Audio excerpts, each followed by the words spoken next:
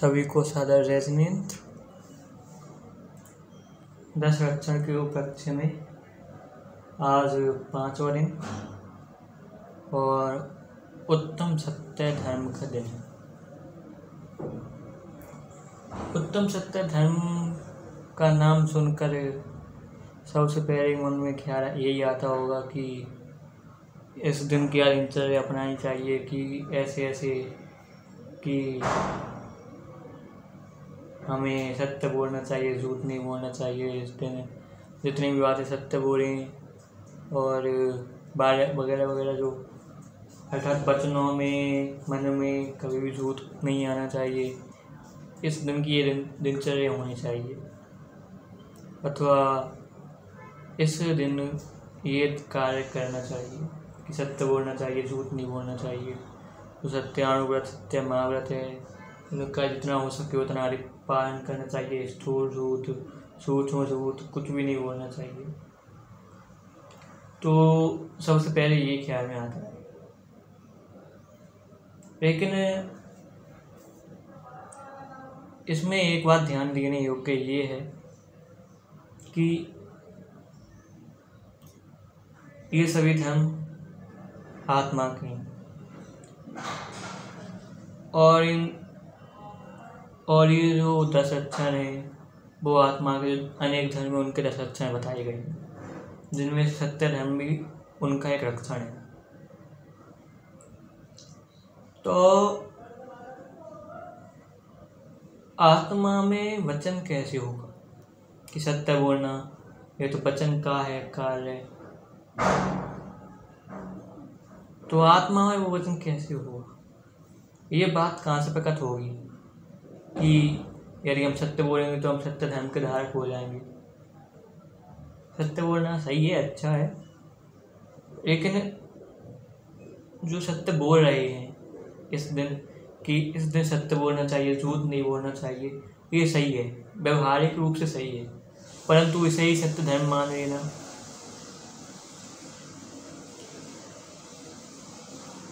इसे ही वो जो 10 लक्षण में जो 5वां धर्म है उत्तम सत्य धर्म, वह मान लेना, वह सही नहीं है, वह ठीक नहीं बैठता।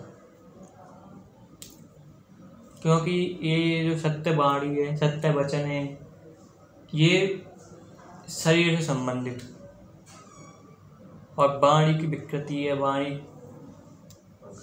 वाणी की ये परिणति है। तो इस वाणी की परिणति को आत्मा की परिणति कैसे बना दी, क्योंकि आत्मा तो वचनहीन है, आत्मा तो मन वचन का है, ऐसे बिल्कुल होता ही नहीं है आत्मा में मन वचन का है।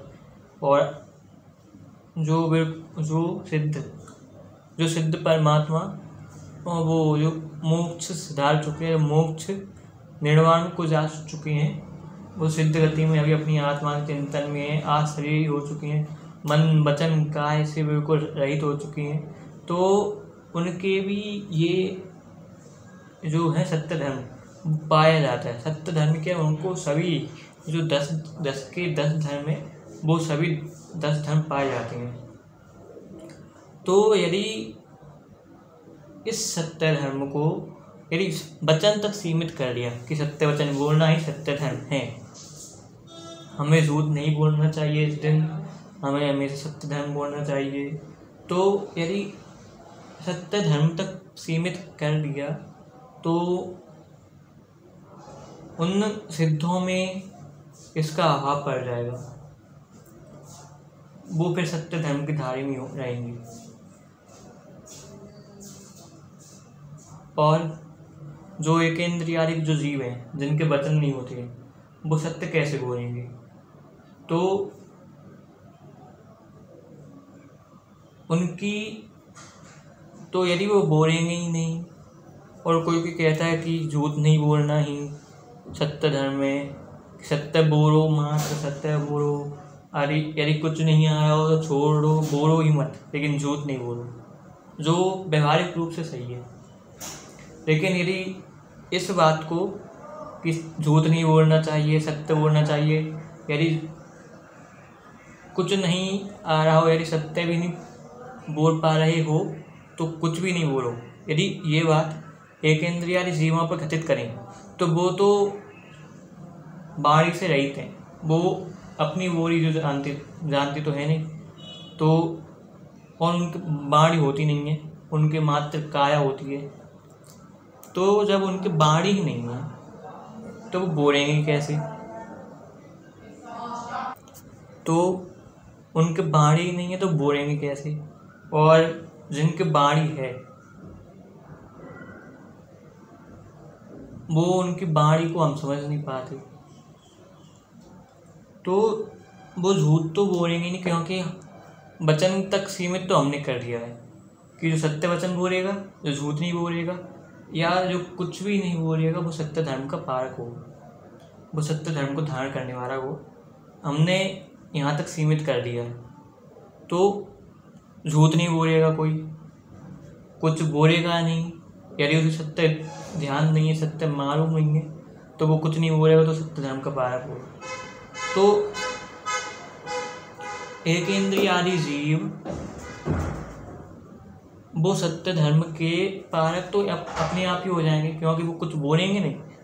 हम मान रहे हैं कि उन्हें सत्य तो पता नहीं है, तो वो शांत हैं, वो वचन गुप्ती का पालन कर रहे हैं, तो वो सत्य धर्म के पारक हो जाएंगे। जो जिसमें तो इस बात में बहुत सारे दोष आ जाते हैं कि एक तो सिद्धों के नहीं होगा, और जो जिनके वचन ही नहीं है वो बोलेंगे कैसे, झूठी कैसे बोलेंगे?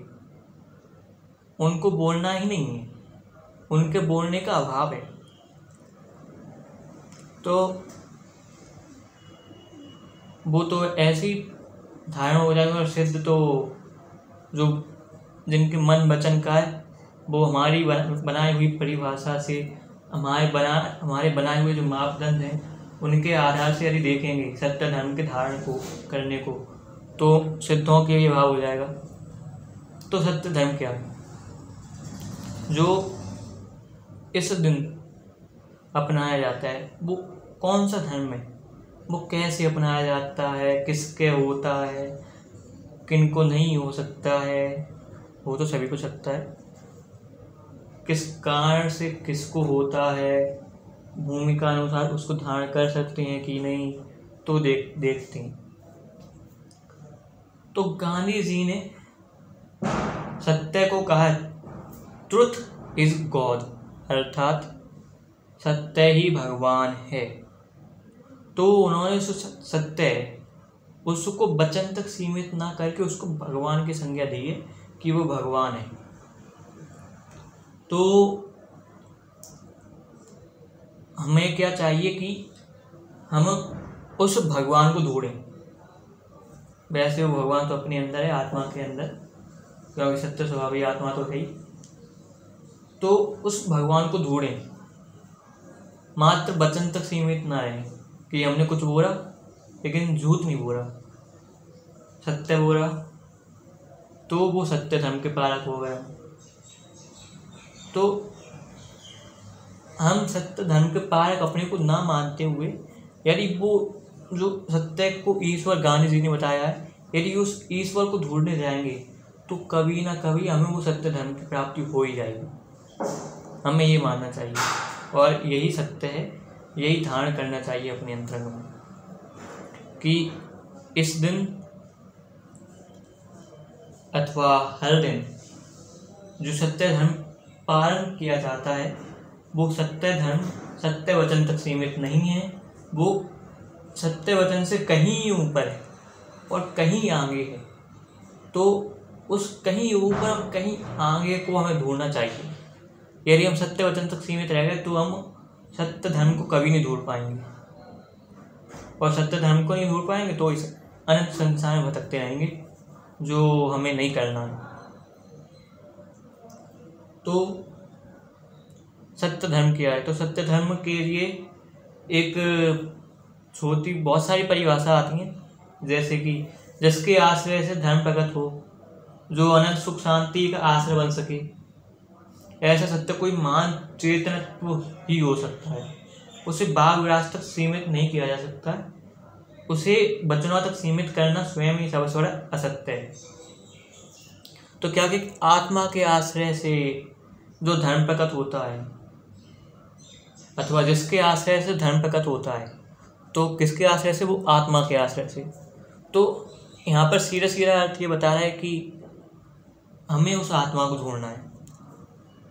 सभी राग द्वेष वीतरागी भाव पूर्ण होकर हमें उस आत्मा का चिंतन करना है, उस आत्मा में लीन होना है, आत्मा में तल्लीन होना है। तो जब वो आत्मा मिल जाएगा तो ये जो 10 धर्म है वो स्वयं ही मिल जाएंगे। हमें किसी की भी खोज की जरूरत नहीं है। इसलिए जब तक हमें वो सत्य धर्म नहीं मिल जाता, वो अपनी आत्मा के अंदर हम लीन नहीं हो जाते, तब तक हमें उस सत्य धर्म की खोज करते रहना चाहिए। हमें वो सत्य वचन जो है ना, उनको सत्य धर्म नहीं मानना चाहिए, वहाँ तक ही सीमित नहीं रहना चाहिए। आचार्यों ने वैसे अब थोड़े सत्य की बात कर रहे थे, क्योंकि सत्य कोई बहुत कम जानती हैं, सत्य कोई बहुत कम मानती हैं, सत्य कैसे क्या होता है उसको ही नहीं जानते, तो सत्य धर्म क्या जानेंगे। तो थोड़ा सत्य की चर्चा करते हैं, फिर सत्य धर्म की थोड़ी और अधिक चर्चा करेंगे। तो जो आचार्य हैं उन्होंने ये जो वचन है, जो वाणी है, जो वचन है, उनमें सत्यता और शांति संयम रखने के लिए उनको 4 भागों में व्यक्त किया है। 4 भागों में भेदा है, 4 भागों में उनको बांटा है। कौन कौन से? सत्यानुव्रत, सत्य महाव्रत, और तीसरा भाषा समिति, और चौथा वचन मुक्ति। ठीक है। तो जो सत्यानुव्रत है उसमें वो जो 12 अनुव्रत हैं, वो उनके अंतर्गत एक आने वाला एक अनुव्रत है जो श्रावक पालता है। तो इस अनुव्रत के अंतर्गत जो स्थूल भूत होता है कि किसी ने पूछा कहाँ जा रहे हो, और आप जा रहे हो खेत पर, लेकिन आपने कह दिया बाजार, तो वो तो झूठ हो गया। ठीक है। तो ये जो स्थूल झूठ है उसे ना बोलकर और सूक्ष्म झूठ बोला जाता है, अथवा सूक्ष्म झूठ बोलने का कि ऐसे मान लो कि स्थूल झूठ नहीं बोला जाता, कि मोटा झूठ नहीं बोला जाता, कि चाहे सूक्ष्म झूठ बोल रहा है उसकी अभी त्याग नहीं है, लेकिन स्थूल झूठ का पूर्णतः त्याग होता है कि मुझे जो मोटा जो स्थूल झूठ है वो नहीं बोलना है। तो स्थूल झूठ मतलब कि आपके हाथ में पेंसिल है, आपने कह दिया ये पेन है, तो वो झूठ नहीं बोलना है, तो वो झूठ नहीं बोला जाता है। यही सत्यानुव्रत के अंदर आता है। और सत्य महाव्रत अर्थात जो सूक्ष्म झूठ है जिसका श्रावक का त्याग नहीं होता है, वो झूठ भी मत नहीं बोलना है। यदि तत्व संबंधी कोई झूठ हो, नहीं, तत्व संबंधी कोई बात हो और हम उस बात को ना जानते हुए उस संबंधी अन्य बात बता रहे, तो वो कह सकते हैं सूक्ष्म झूठ में आ जाएगी, क्योंकि हमें अज्ञात है। लेकिन वो झूठ भी नहीं बोलना है, ये सत्य महाव्रत के अंतर्गत आता है। कि जो सूक्ष्म अर्थात जो छोटे से छोटा, जैसे कि किसी ने पूछा कि पानी के अंदर कितने जीव हैं, तो असंख्यात, और आपने कह दी संख्यात, तो वो सूक्ष्म झूठ के अंतर्गत आ जाएगा, तो ये झूठ भी नहीं बोलना है। भाषा समिति अर्थात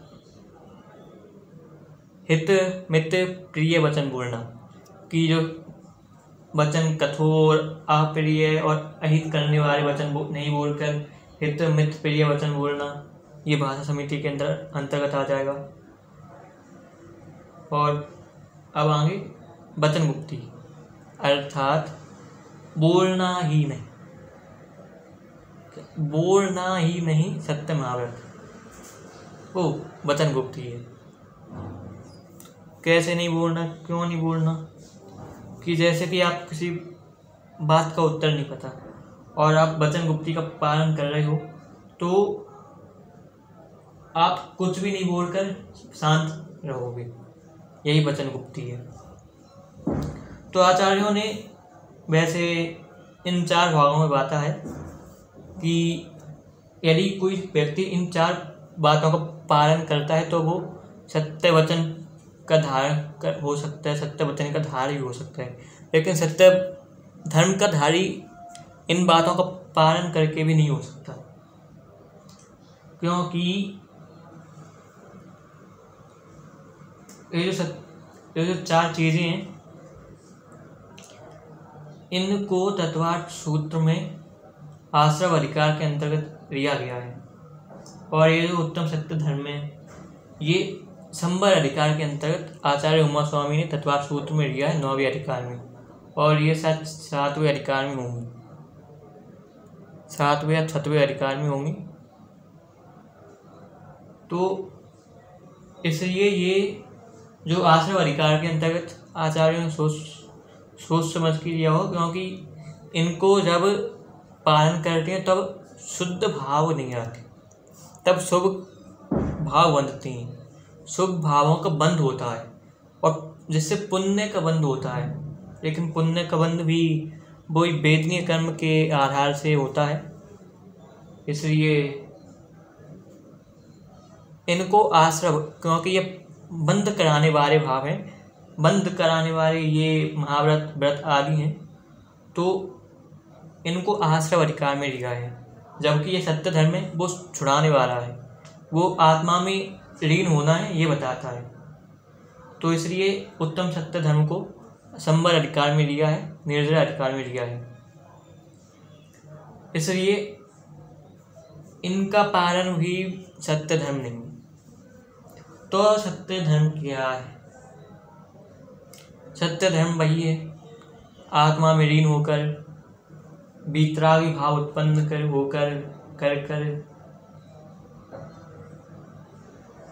अपनी आत्मा में लीन होना, वीतरागी भाव उत्पन्न करना ही सत्य धर्म है।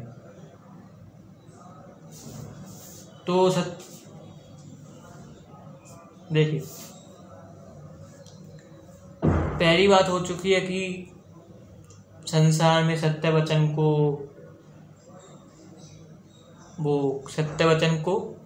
सत्य धर्म मानने से सत्य धर्म की खोज हो गई, सत्य की खोज हो गई है। तो यदि हमें उस सत्य की खोज को चालू करना है, उस सत्य की खोज को फिर से प्रारंभ करना है, तो हमें उस सत्य वचन को सत्य धर्म मानना छोड़ना पड़ेगा, जिसकी पहली बात हो चुकी है।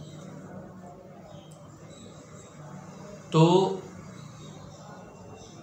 इससे ये निश्चय होता है कि जो वाणी है, जो सत्य वचन हम बोलते हैं कि सत्य वचन ही सत्य धर्म है, तो ये सत्य वचन है वो वाणी पुरकर की पर्याय है, ना कि इस जीव की, ना कि इस आत्मा की, बल्कि ये सत्य जो धर्म है वो इस आत्मा का धर्म है और हमेशा आत्मा का ही धर्म रहेगा। तो इससे ये निष्कर्ष रूप कहते हैं कि जो सत्य वचन है वो सत्य धर्म नहीं है। सत्य धर्म कुछ और है, हमें उसकी खोज करनी है, और जब तक उसकी खोज नहीं हो जाती तब तक हमें उसकी खोज करती रहनी है। और जब एक बार खोज हो गई और वो चीज़ हमें प्राप्त हो गई तो वो धर्म कभी भी दूर नहीं जाएगा।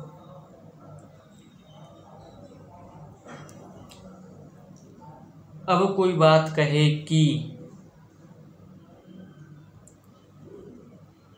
अणुव्रत और महाव्रत को भी स्थूल रूप से धर्म मानो तो क्या परेशानी है?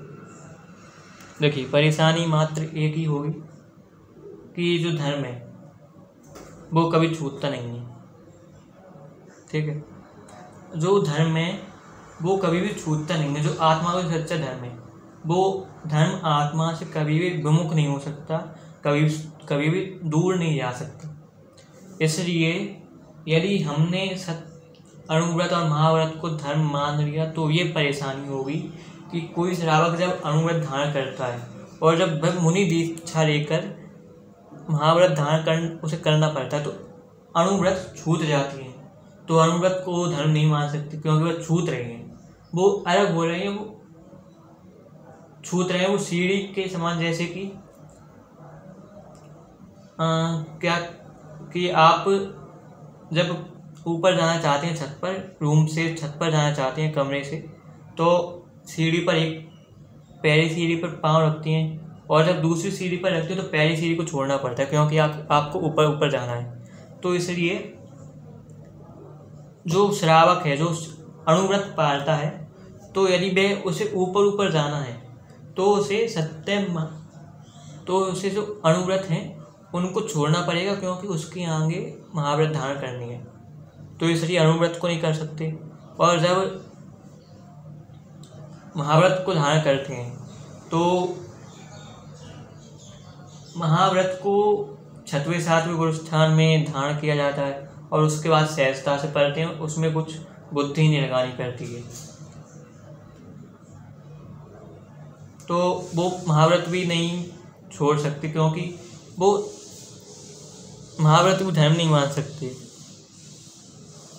क्योंकि वो भी जब सिद्ध अवस्था प्राप्त करते, जब अनंत अवस्था प्राप्त करते हैं, तब वो भी छूट सकते हैं, छूटते ही नहीं, अलग होते ही नहीं। और समिति और गुप्ती भी वही है कि वो भी धर्म नहीं है, क्योंकि वो मुनि धर्म के अंतर्गत होती हैं, और जब अनंत बनते हैं, जब सिद्ध दशा को प्राप्त करती हैं, तब वो भी छूट जाती हैं। इसलिए वो छूटने रूप कार्य जो होता है, अलग रूप होने जो कार्य होता है, उसके कारण उन्हें धर्म नहीं मानते, उन्हें आश्रम अधिकार के अंतर्गत लिखा है, तो इसलिए उन्हें आश्रम भी मानना चाहिए। उन्हें धर्म व्यवहारिक रूप से कह सकते हैं, जिससे संसार में धर्म बचा रहे, तो व्यवहारिक रूप से उन्हें धर्म मानना पड़ेगा या मान सकते हैं, परंतु निश्चय से तो वो धर्म नहीं है। निश्चय से तो बस वही अपनी आत्मा का आश्रय, अपने जो चेतनत्व है उसका आश्रय ही जो निश्चय से धर्म है, ये कहना पड़ेगा, और यही है।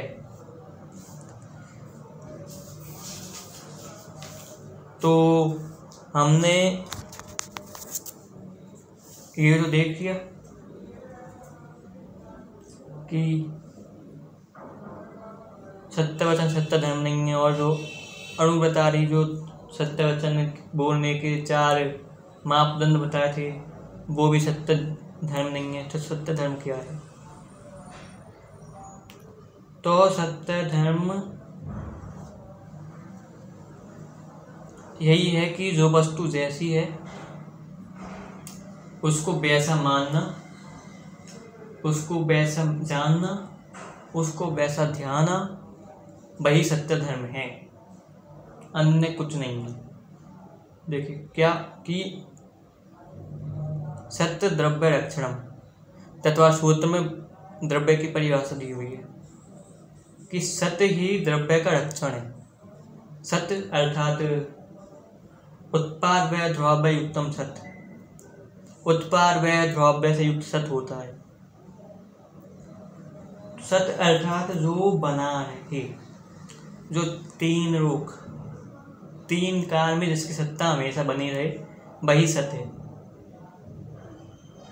और जो प्रत्येक वस्तु है वो 3 लोक और 3 काल में सदा नित्य रहती है, क्योंकि इस 6 द्रव्य का जो चैप्टर है, तो 6 द्रव्य रूप जो क्रिया आती हैं, तो 6 द्रव्य को जानने से क्या लाभ है, तो वो इसके अंतर्गत आ जाता है कि आत्मा है वो नित्य है, वो कभी भी उसका नाश नहीं हो सकता। पर्याय दृष्टि से हो सकती है, लेकिन द्रव्य दृष्टि से जब देखते हैं तो उसमें एक अस्तित्व नामक गुण पाया जाता है, अस्तित्व नामक गुण, जिससे वो कहता है कि 3 लोक और 3 काल में कभी भी किसी आत्मा कभी भी अनित्य नहीं हो सकती, वो हमेशा नित्य रहेगी, उसका हमेशा सर्वथा अस्तित्व रहेगा और सर्वदा अस्तित्व रहेगा। इसी प्रकार जो पुद्गल, धर्म, अधर्म, आकाश, काल, ये जो अन्य 5 द्रव्य हैं, इनका भी सदाकाल अस्तित्व रहेगा। तो इससे ही जो ये मोबाइल है ये भी ध्रुव रूप रहेगा, ये भी ध्रुव रूप रहेगा, क्योंकि एक ध्रुव शक्ति आती है जो बताती है कि चाहे वस्तु पर्याप्त परत जाए, लेकिन वस्तु के जो पुरगर परमाणु हैं वो सर्वथा ध्रुव ही रहते हैं। जैसे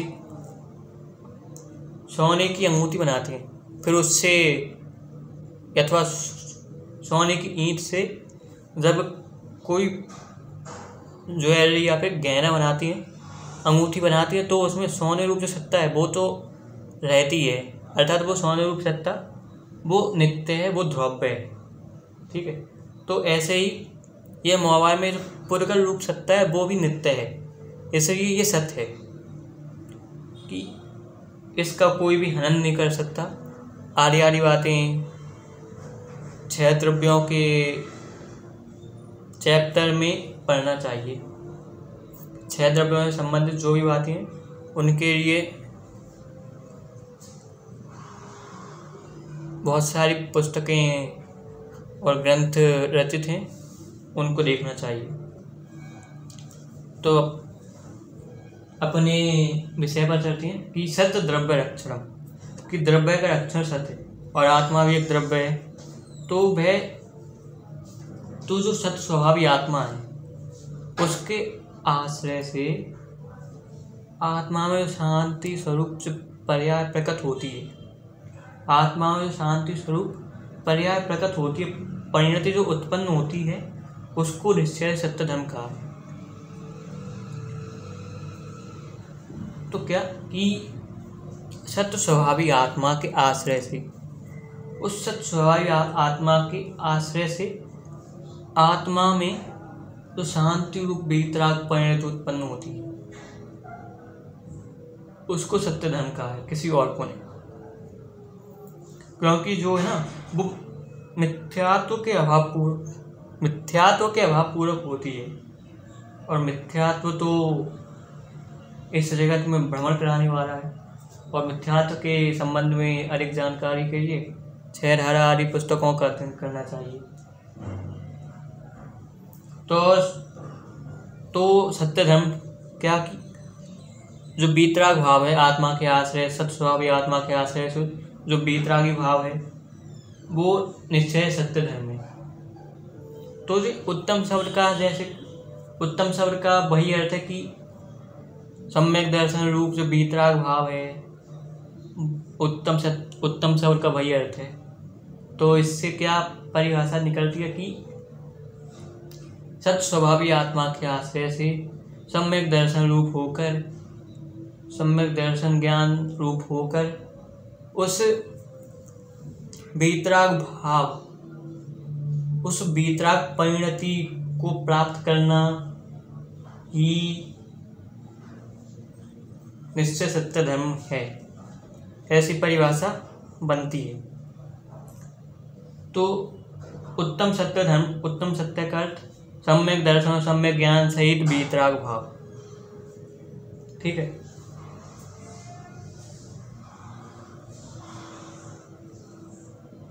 तो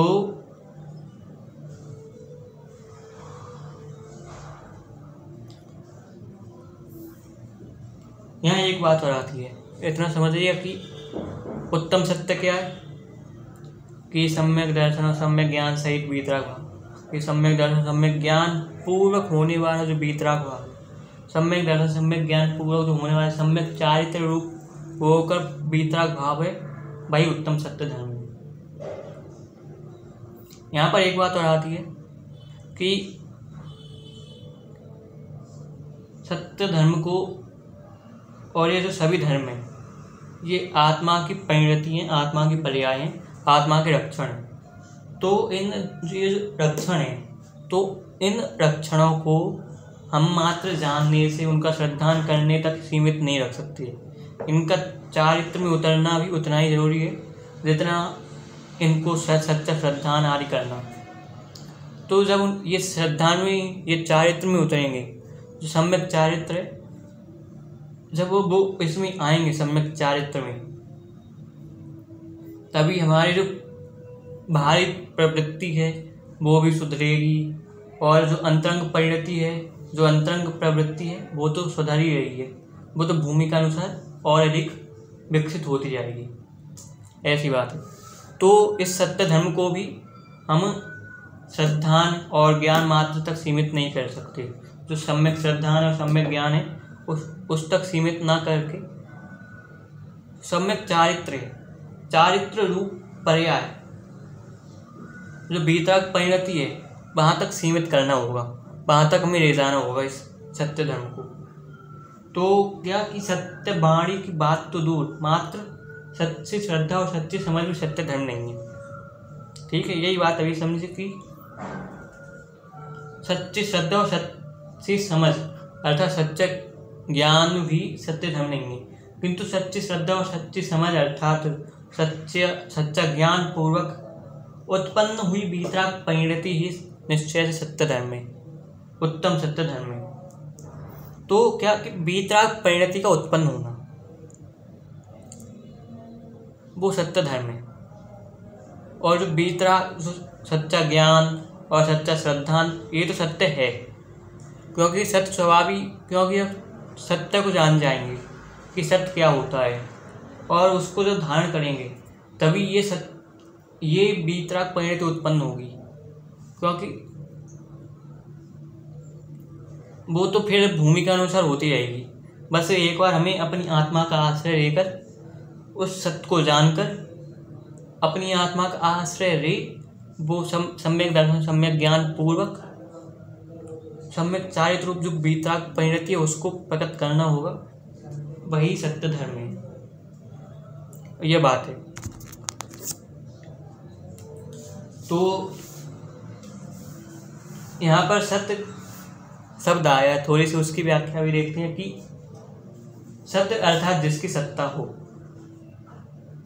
जिस पदार्थ की जिस रूप में सत्ता है उसे वैसा ही जानना सत्य ज्ञान, वैसा ही मानना सत्य श्रद्धान, वैसा ही बोलना सत्य वचन है, और आत्मस्वरूप के सत्य ज्ञान श्रद्धान पूर्वक सत्य श्रद्धान पूर्वक वीतराग भाव की उत्पत्ति होना सत्य धर्म है। क्या कि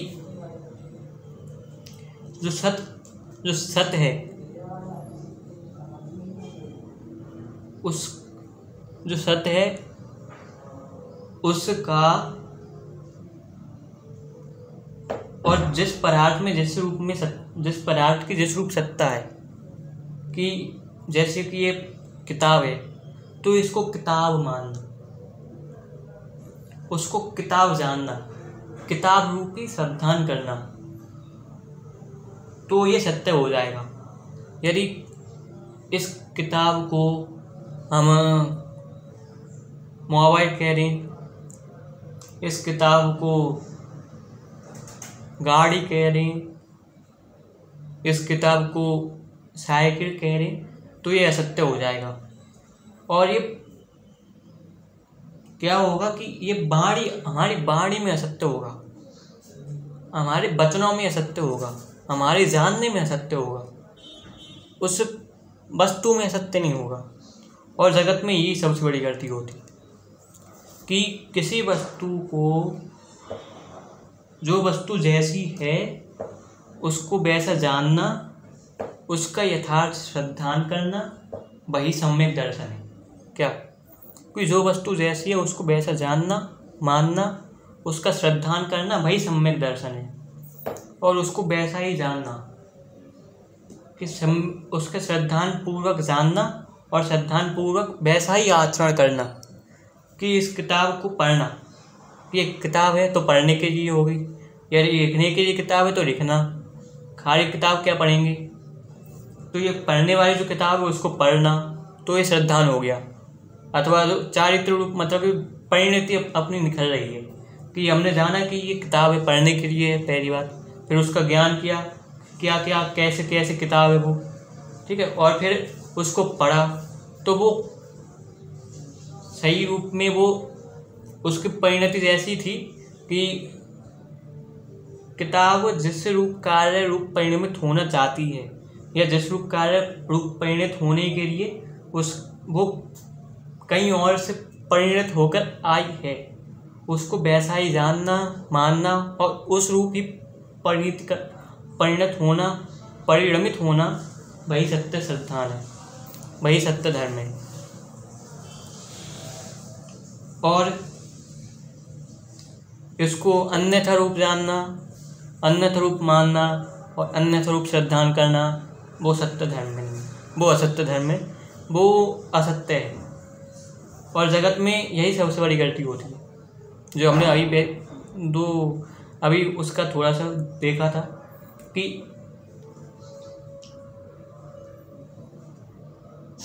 वस्तु तो वैसी की वैसी है, ये किताब तो वैसी की वैसी है, पढ़ने के लिए तो पढ़ने के लिए।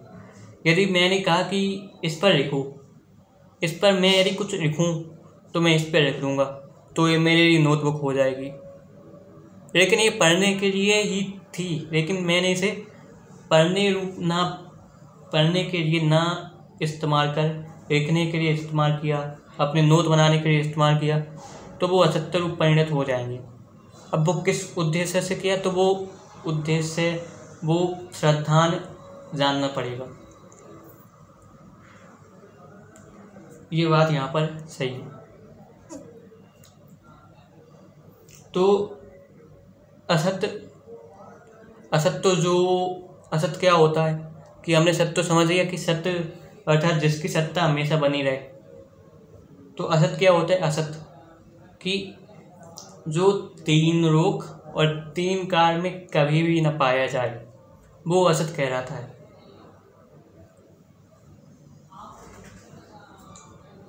जैसा कि गधे के सींग, वो 3 लोक और 3 काल में कभी भी नहीं पाए जाएंगे, इसलिए वो असत्य हैं, उनको असत्य की श्रेणी में लिया जाता है।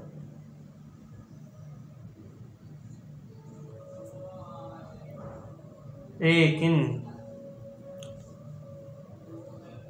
ऐसे ही बहुत सारी असत चीज़ें हैं जिनका वर्णन ग्रंथों में मिलता है कि ये वस्तुएं असत हैं, इनके अलावा सब भी वस्तुएं सत्य हैं। लेकिन जो वस्तु हमें जैसे दिखती है, यदि हम उस रूप वस्तु का श्रद्धान नहीं करते, उस रूप नहीं जानते, अन्यथा रूप जानते हैं, तो हम क्या गलती करते हैं कि हम उल्टा जानते हैं। वो वस्तु जैसी है वैसी न जानकर अन्यथा जानते हैं, अन्यथा मानते हैं, अन्यथा बोलते हैं। हमारे वचन में भी तो वही अन्यथा रूप वचन परिणत होकर आती हैं। तो वो जो वचन हैं उनके कारण हम मानते हैं, अथवा जो मानते हैं इसलिए वो वचन परिणत होती हैं। तो उस वस्तु को हम कहते हैं कि वो वस्तु कुछ और है। जो जब वस्तु ऐसे दिख रही है उसको हम कुछ और कह देते हैं, तो और फिर हम चाहते हैं कि वो वस्तु हमारे रूप परिणत हो जाए, कि हम जैसा मान रहे हैं, हम जैसा जान रहे हैं, हम जैसे वचन में बोल रहे हैं, वो वस्तु वैसे रूप परिणत हो जाए, वो वैसे रूप बदल जाए। तो ये असंभव सी बात है। जैसे कि दर्पण का उदाहरण है, शीशे का उदाहरण है कि शीशा तो वैसा ही चेहरा दिखाएगा जैसा हमारा होगा। यदि हमारा सुंदर चेहरा होगा तो वो सुंदर रूप दिखाएगा, यदि नहीं होगा तो नहीं दिखाएगा। तो हम क्या करते हैं, हम शीशे से कहते हैं कि आज मैंने खूब अच्छे से चेहरा साफ किया तो मेरा चेहरा सुंदर दिखना चाहिए। तो शीशा तो कहता है कि तुम्हारा तो जैसा चेहरा होगा वैसा ही दिखेगा।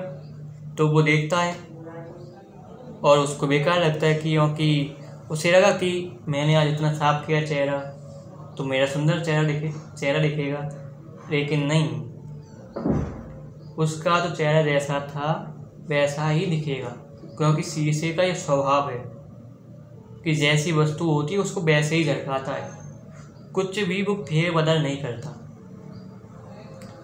तो हमारा भी ऐसा ही स्वभाव होना चाहिए शीशे की तरह, कि जो वस्तु जैसी है उसको वैसा ही जानना चाहिए, और उसी रूप हमें उस वस्तु के साथ व्यवहार करना चाहिए, उस वस्तु के साथ परिणत होना चाहिए। तो वही सत्य धर्म हो जाएगा।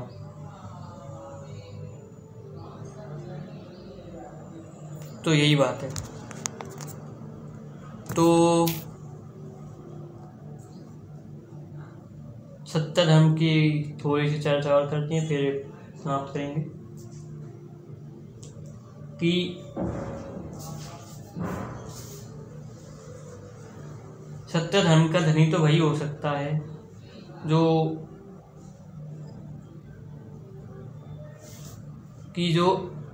अपने जो सत स्वभावी आत्मा है उसको जानकर, उसका श्रद्धान कर कर, उसको जानकर जो अन्य वस्तु हैं, जो वीतराग परिणति है, उसको जब प्रकट करेगा कि आत्मा का सुख क्या है, आत्मा किस रूप परिणत होना चाहती है, अथवा हमारा मूल लक्ष्य क्या है, कैसे वो प्राप्त कर सकते हैं, और जो वस्तु कैसी है वैसी है, उसको वैसा जानकर उस रूप परिणत होकर वो जब श्रद्धान करेगा, वो जब वैसा परिणमित होगा तो वही सत्य धर्म है।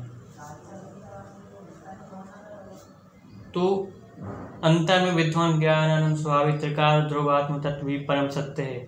उसके आश्रय से उत्पन्न हुआ ज्ञान श्रद्धान एवं वीतराग परिणति ही उत्तम सत्य धर्म है।